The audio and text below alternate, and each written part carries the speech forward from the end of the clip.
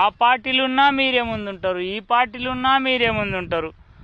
పార్టీలు మారిన వాళ్ళే ముందు ఉండబడుతుంది. మా అసొంటి సామాన్యకర్త ఏడ ముందు పోతాడు? ఇక యాడికి ముంగట పడతాడు మా సామాన్యకర్త? ఆ పార్టీలో సంపాదించుకోగానే ఈ పార్టీలో దుంకుడు, ఈ పార్టీలో సంపాదించుకొని ఇంకో గెలవగానే ఆ పార్టీలో దుంకుడు. మొత్తం మీదే నడుస్తుంది. రాజకీయ నాయకుడు కొడుకు రాజకీయ నాయకుడు అవుతాడు, డాక్టర్ కొడుకు డాక్టర్ అవుతాడు, సినిమా యాక్టర్ కొడుకు సినిమా యాక్టర్ కొడుకు అవుతాడు. మరి మా రైతుల కొడుకులేమో ఊరు పెట్టుకొని చచ్చిపోతారు చెట్లకు. అట్లున్నది మా రైతుల బాధ.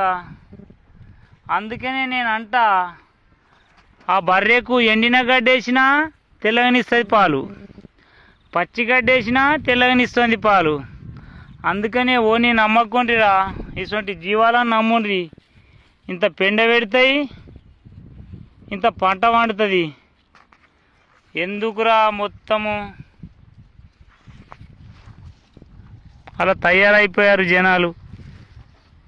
ఖద్దరు బట్టలు వేసి ఉద్దర మాటలు చెప్పేటోనే నమ్ముతుండ్రు, నల్ల బట్టలోని నమ్ముతలేరు, అని దగ్గరికి పోతలేరు.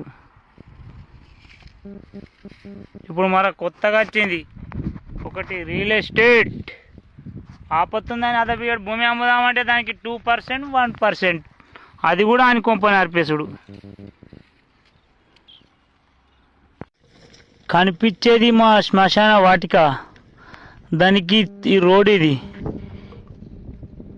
నేను బొంద పెడదామంటే వానాకాలం ఒక పీనుగుని ఎత్తుకొని కూడా ఓరాది రోడ్డు పొంటి.